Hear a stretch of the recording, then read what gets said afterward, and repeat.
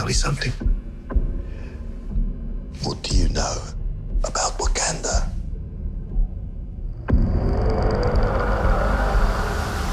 It's a third world country. Textiles, shepherds, cool outfits, all front. Explorers have searched for it. Called it El Dorado. They looked for it in South America. But it was in Africa the whole time.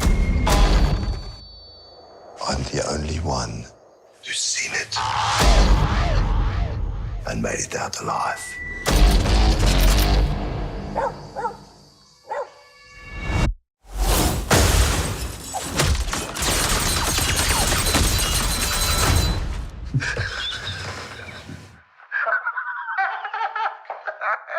I can see you.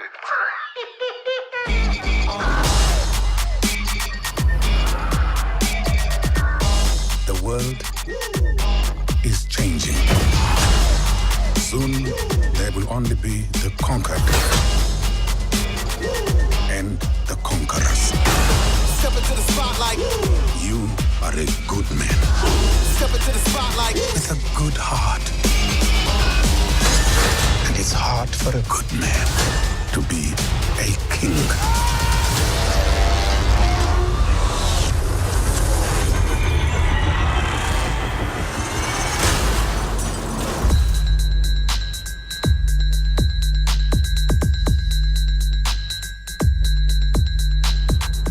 The Black Panther, who made his big screen debut in the recent Captain America Civil War movie, will now be receiving his very own feature film. It comes out next year, February the 16th of 2018, and I'm not even going to bother trying to break down much symbolism in this video. I'm not going to show screenshots.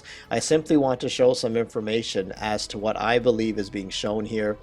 It is all about the Fifth Age, the golden dawn of Lucifer, or the Golden Age, as many of the Luciferians are waiting for. And even in this poster alone, you could see the gold all behind this guy. You can see even the star of Ishtar, the eight-pointed star of new beginning, of the new age, the Fifth Age that is going to dawn upon this earth. It is all about the final age, the final kingdom, where the return of the fallen angels and their offspring, the Nephilim, will be ruling this earth once again, just as it was before the flood. Is exactly what the devil wants. He wants his kingdom restored. Even the letters of the Black Panther, you can see the gold silhouette behind it. Again, you can see the gold all behind the Black Panther, and of course the two horns, always symbolizing this Baphomet kind of symbolism. And I think, again, this is all about the golden age that is coming. However, they want you to think something else. So according to IMDb, it says T'Challa, the new ruler of the advanced kingdom of Wakanda, must defend his land from being torn apart by enemies from outside and inside the country. So basically it's about this new ruler. He has powers and he has to defend his country. But really, I think there is more than meets the eye to what we are being shown here.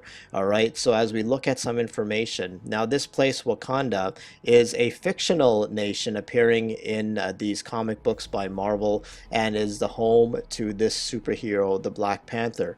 But what I find quite interesting about this Wakanda is quite telling, I would say, in my opinion, because it is a very advanced civilization. You can see just by the architecture in this particular picture, as well as what you saw in the trailer, that it is very futuristic. It is very technologically advanced.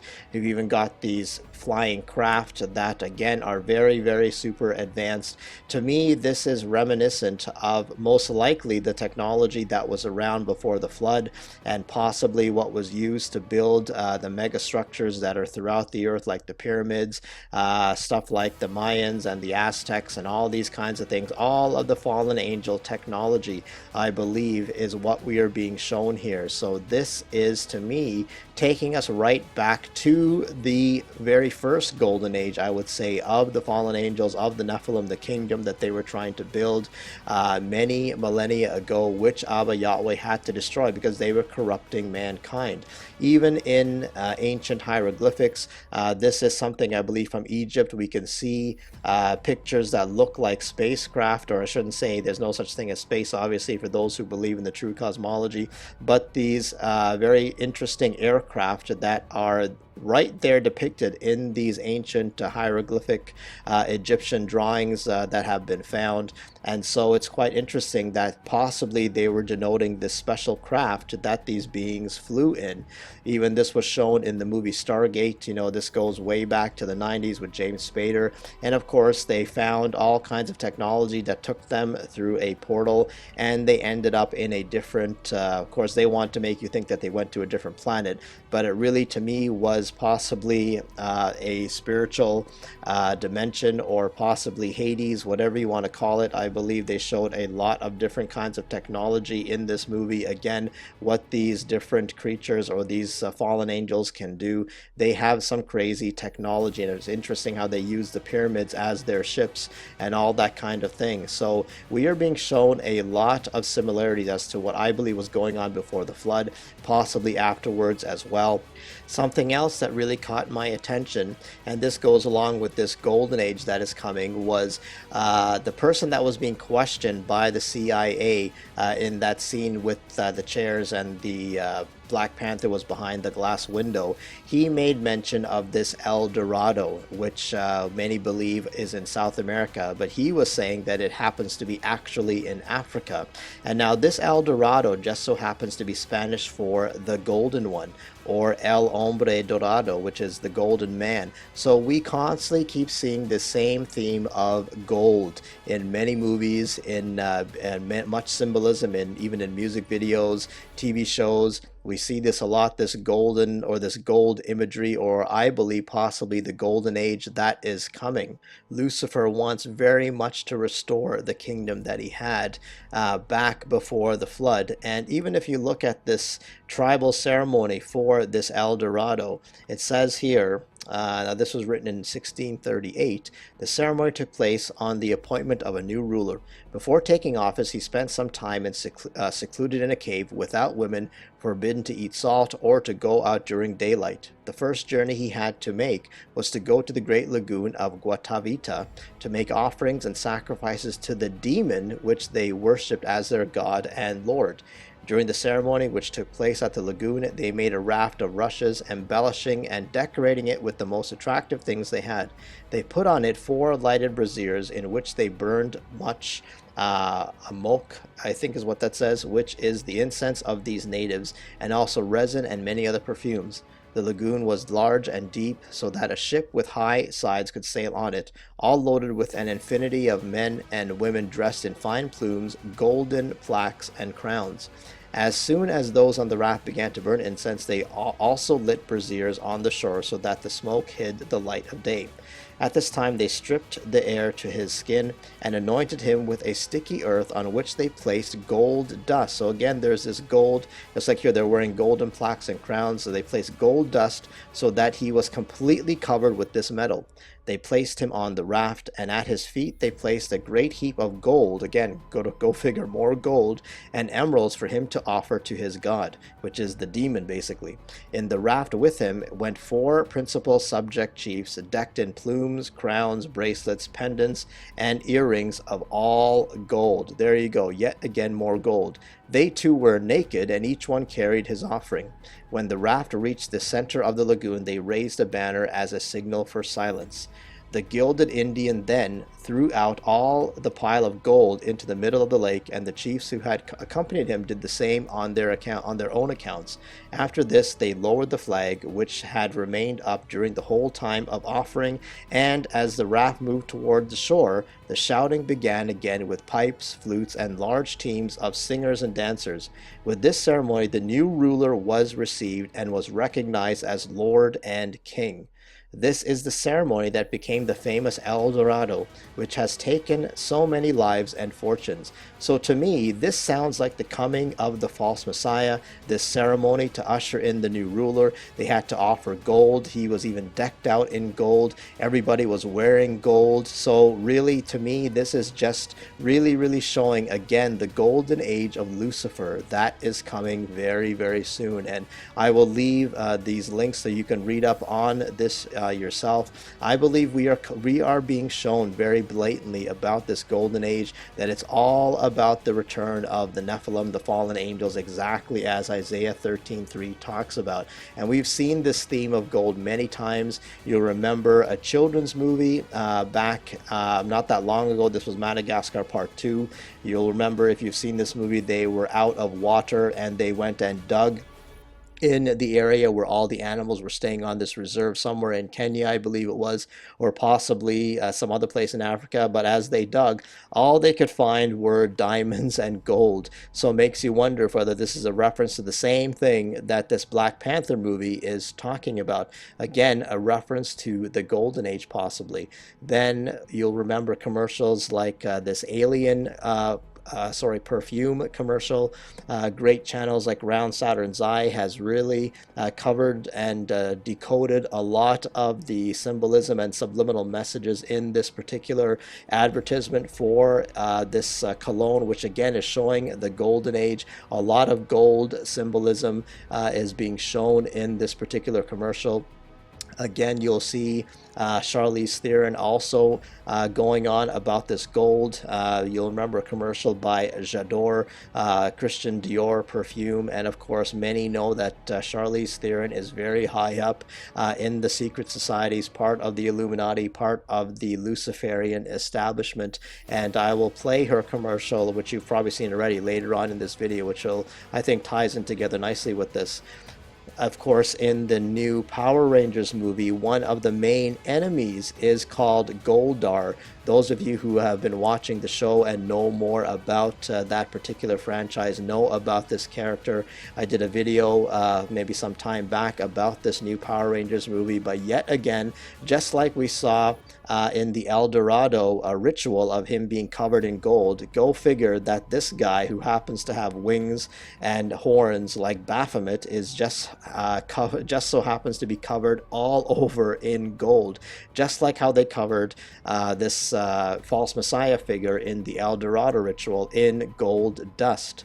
Who can forget National Treasure 2 with Nicolas Cage? And what were they looking for in this particular movie? They were looking for a place called Cibola, which is the city of gold. Now, I actually couldn't find a good picture on Google of that scene when he gets there with his family to this city of gold, which just so happened to be under, I can't remember what the name of that mountain is, with the different faces of the presidents carved into the mountain. But anyways, this city of gold just so happened to be in America at that for this particular movie. But anyways, again, this theme of gold that is being shown, again, you know, even with the pyramidal symbol, all that kind of thing, I believe again we are being shown the golden age of Lucifer, that the elites are just so itching to make happen. They want to please their master, who is Satan himself. He wants his golden age kingdom restored, and that is what is going to be ruling this world once the bride of Yeshua is taken. And even in the movie Indiana Jones and the Kingdom of the Crystal Skull, we saw again when they finally got to the place where they had all these basically alien beings there. I believe this is totally Nephilim beings here. They showed all of these 13 being, go figure, 13 sitting on pyramids of gold, all in this particular chamber room. So here we are again showing this gold, showing this theme of the golden age that is coming very soon. And you know, another reason why I brought up this Kingdom of the Crystal Skull, I believe it has to do with the Nephilim, these elongated skulls, stuff that people like Eli Marzulli and others have spoken about before. I find it quite interesting that one of Black Panther's compatriots or fellow fighters, this woman just so happens to be having a skull that looks fairly big, in my opinion. Now, I'm not trying to make fun of her or anything. If she just happens to have a large head, then so be it. But it's just kind of interesting how his head doesn't seem to be nearly as elongated, or his skull doesn't seem to be nearly as elongated as this particular woman is. So is it the fact that she is possibly a Nephilim? It's interesting that even going back to the ancient Egyptian monarchies, it is possible that quite a number of them were actually Nephilim. We had, there's many depictions of them with elongated heads or elongated skulls, so it makes you wonder if whether that is the same thing being pictured here with this particular character, if she possibly is being shown to have an elongated skull, possibly a Nephilim being. And, you know, to make it more interesting, when we look at Wakanda and what is going on there, I found this quite interesting. When you look at the history, according to the comic, the Wakandan royal family began with Bashenga, an ancient Wakandan whose first and only appearance was in Black Panther Volume 1.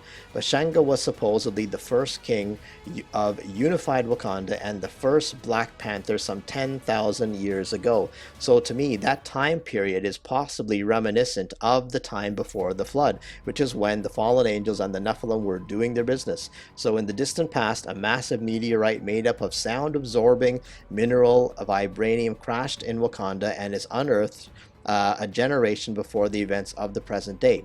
T'Challa, a current Black Panther, is the son of T'Chaka, the Black Panther before him, and a descendant of Bashenga. So in current times, this T'Challa is a direct descendant of this Bashenga, who in my opinion is most likely a fallen angel or Nephilim being. Knowing that others would attempt to manipulate and dominate Wakanda for this rare and valuable resource, T'Chaka conceals his country from the outside world. He sells off minute amounts of the valuable vibranium while surreptitiously sending the country's best scholars to study abroad, consequently turning Wakanda into one of the world's most technologically advanced nations. So here they're trying to show that the people went out and studied in order to make it into such an advanced nation, but really I believe it is the technology of the fallen angels and the Nephilim that makes Wakanda a very, very technologically advanced society. But here's what I found very interesting, and it's all about this Black Panther cult. So Wakanda contains a number of religious cults devoted to Heliopolitan deities who left ancient Egypt at the time of the pharaoh. So we know that Helios is basically sun god worship. We know that Egypt worships Ra, Amun-Ra, the sun god. All the same kind of thing is going on here. So Bast, the panther goddess based on Bastet, the ancient Egyptian deity, is the primary deity of Wakanda. So basically mother goddess worship. After the Vibranian meteor fell, a number of Wakandans were painfully mutated into demon spirits and began attacking their fellow Wakandans. So, sounds a lot like what was going on in Genesis 6, how the fallen angels were messing with humanity, how humanity's thoughts were just evil, and so how here we have these Wakandans being turned into demon spirits. Sounds like they are being manipulated, their DNA is being manipulated, the very same account in Genesis 6. So T'Challa's ancestor, Bashenga, became the first Black Panther, so basically he morphed into this, or he became this other creature, and closed the Vibranium Mount to outsiders, forming a religious order, interesting, religious order like the Illuminati, like the mystery religions, that guarded the mound and fought to keep the demon spirits from spreading across the kingdom. The Black Panther is a ceremonial and religious title given to the chief of the Panther tribe. So basically the Black Panther is the chief. It's like he's the high priest. He is the leader of the religion, of the tribe, of this whole ceremonial kind of thing. As part of the cult's ceremonies, a chosen Black Panther is entitled to the use of a heart-shaped herb. The herb enhances the physical attributes of the person who consumes it to near superhuman levels, similar to the super soldier serum. So just like we saw in the trailer and what you even saw in Captain America Civil War, the Black Panther has many incredible abilities, how he's able to leap and jump and has superhuman strength. He also, his suit is of course made by this very rare vibranium, which is something that we would think is fictitious, but possibly the secret societies know all about this stuff. But the main point here is that this Black Panther has his physical attributes are altered. So yet again, just like what we saw even in the trailer for the Mighty Morphin Power Rangers, they are also people that have been manipulated. Their physical attributes have been altered. They have been changed to near superhuman abilities that they have. So the same kind of thing we are seeing here with this Black Panther, that he has all kinds of abilities, things that normal human beings are just not able to do. And this is what I believe will be the golden age of Lucifer, where these beings are back on the scene again. Isaiah 13:3 has prophesied this, which we have mentioned many times in previous videos, that the giants are coming to fulfill the wrath of Yahweh, that the return of the Nephilim, the return of the fallen angels, along with the dragon, Satan himself, will be ruling this world. And that is what the golden age is going to be about. The time before the flood is going to be restored, and Satan is going to be ruling with his super crazy beings. And who can forget Smaug from the Hobbit series of movies, and of course yet again this theme of gold. You'll remember that he was obsessed with gold. He had, or basically he lived in a castle that was full of gold coins, and he guarded it with a vengeance. And of course he is a dragon, so talk about the dragon Lucifer that is about to be thrown out of the second heaven. He is going to come in great wrath. He and his fallen angels are going to be thrown out of the second heaven and come to the earth, and they are going to have their final time here on this world in the time of the tribulation. So this is what I believe is coming. It is also a counterfeit of the real golden city, which is the city of Yahweh, the New Jerusalem. We see this right in Revelation chapter 21, where it talks about the New Jerusalem. You'll see this for yourself if you read it. It talks about the walls and the gates, and how even the precious stones that make up the foundation. But right at the end in verse 21, it says, "And the street was pure gold, like transparent glass." Of course, the devil just wants to counterfeit Yahweh's plan, Yahweh's design, Yahweh's amazing New Jerusalem that he has for his people. But the real golden age will never be Lucifer's. It will belong to Yeshua HaMashaic, the king that Abba Yahweh has installed in Zion, and he is going to rule this world. Nobody else will do that. Just another reference to this Black Panther, I also found it quite interesting. This performance that Beyonce gave last year, 2016, I believe, at the Super Bowl. Of course, she was dressed like this Black Panther or BLM cult that was going on back then. I'm not sure whether it's still around, but of course, she's wearing the black and the gold, very similar to this Black Panther symbolism that we see even in this movie. But again, the golden age, look at the golden microphone. We know that even her hair is gold. We know that Beyonce, just like Charlize Theron that we mentioned earlier, is totally part of the secret societies, the Illuminati. They are all waiting for their golden age, but they are being used. They are pawns. They really don't have any idea of what they are doing. Another reference I found interesting was these scenes showing the red and the blue. Yet again, the mixing of the two pillars to open the third eye to make the purple. And I also found it interesting that these epic battle scenes, they talk about the conquered and the conqueror, showing that the world is going to be ruled by the conquerors. So yet again, much to be compared to what was going on back in Genesis 6, the advent of the fallen angels and what they were doing, mixing with mankind and basically ruling this world, conquering this world for Satan and trying to build their own kingdom. But the same thing, I believe, is being shown in this movie as well. We've even got much Baphomet symbolism with the two horns. We've got other kind of crazy stuff that's going on here. Can't even begin to imagine what this this even means. But anyways, I believe we are being shown that the world is about to be conquered again by the fallen angels. They are just itching to come, and I don't believe that can happen until the restrainer has been taken. The Ruach HaKodesh, Yahweh's people, the bride of Yeshua, has to be taken before this event occurs. So don't be fooled. Know what is happening. I believe this is all from Genesis 6. Ecclesiastes 1 verse 6 says that what's been done before will be done again. There is just nothing new under the sun. And just as Genesis 6 says, right from verse 4, there were giants on the earth in those days, and also afterward, when the sons of God, or the B'nai Ha-Elohim, the fallen angels, came into the daughters of men and bore them children. Those were the mighty men who were of old, men of renown, or the ancient heroes, as the CJB says. So this is when the Nephilim were on the earth.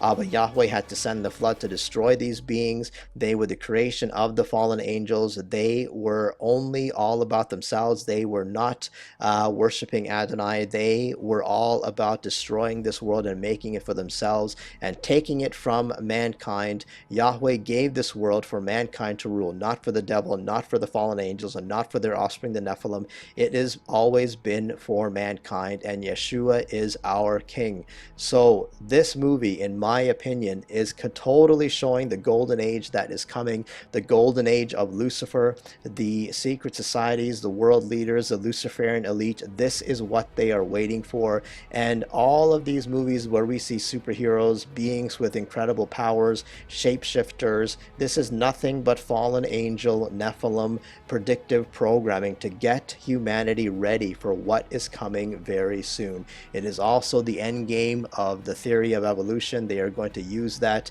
together with all of this predictive programming to make people believe that human beings are evolving and that they have powers and abilities. But in all honesty, I believe it's all about Lucifer's lust for the golden age to return. What he had before, back before the flood, he is going to have again. Yahweh is going to allow that as part of the great deception, because this world is constantly rejecting the truth that can save them. Just as 2 Thessalonians 2 says that people refuse the love of the truth so that they could be saved. So Yahweh is going to allow a great deception to come. They refused the true Messiah, Yeshua HaMashaic. They are going to get the false Messiah along with his minions, along with his fallen angels and his Nephilim offspring. So please put your trust in Yeshua. The signs of the times are all over the place. He is coming very soon for his people. So I pray that you are counted worthy to escape all these things that are coming upon this earth. Again, you do not have to believe anything that I say. Please look into these things for yourself. Do your own research, but be aware of what is being shown to us in plain sight. Abba Yahweh bless you.